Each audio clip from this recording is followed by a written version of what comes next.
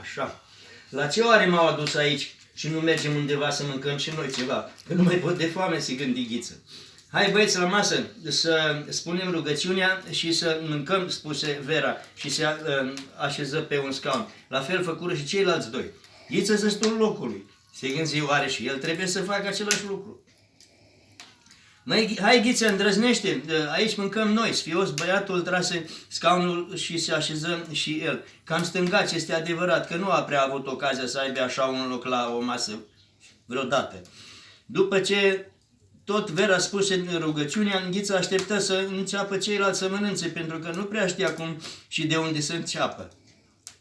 După ce văzu că pe o felie de pâine punea o bucată de unt pe care o întindeau cu cuțitul bond și mușcau din ea, beau câte o gură de ceai. Cu emoții făcu și el același lucru.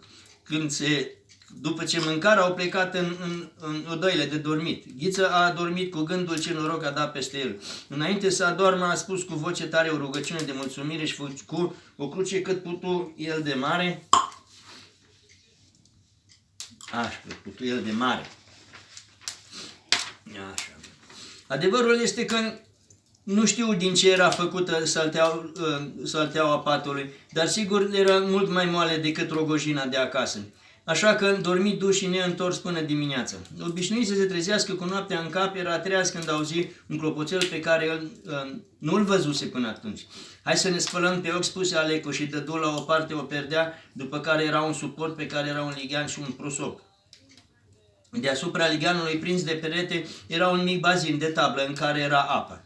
Mai era o bucată de săpun pe care îl folosiră la spălat. Micul dejun a decurs la fel ca cina, doar că în plus avea fiecare câte un lat de deget, o bucată de salam, de care Ghiță doar auzise până atunci.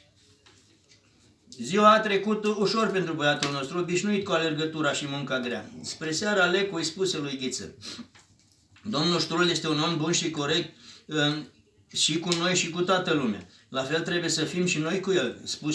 Spune că tot ce este aici este al lui, de aceea nu avem voie să ținem pentru noi bacșișul. Trebuie să îl dăm lui, că dacă nu ar fi marfa lui, nu am avea pe ce să facem acel bacșiș.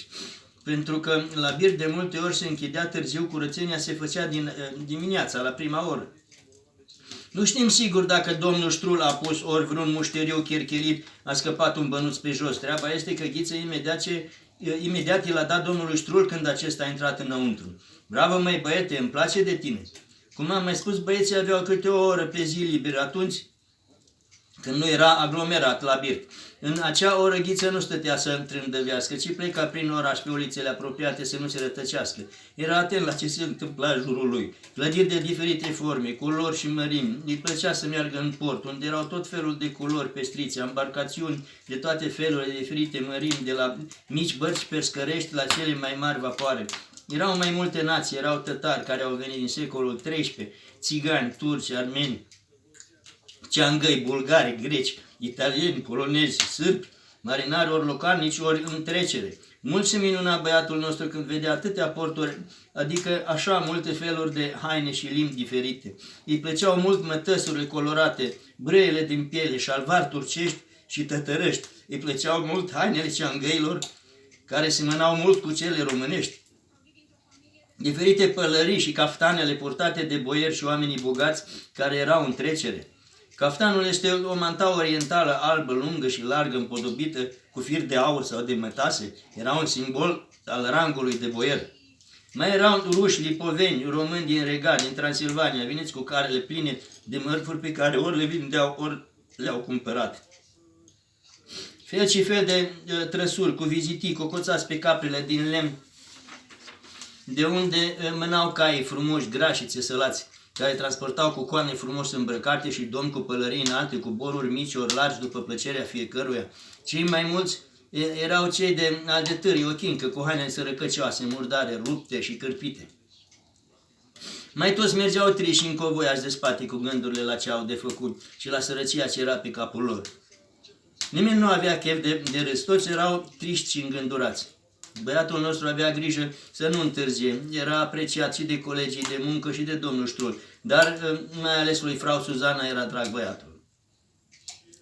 Cum dânsa a avut grijă ca fetele din niște țărâncuțe analfabete și prost crescute, a făcut niște domnișoare educate și le-a învățat să scrie și să citească, așa avea de gând, când avea timp, se ocupă de Ghiță să citească, să scrie și să se poarte frumos în societate.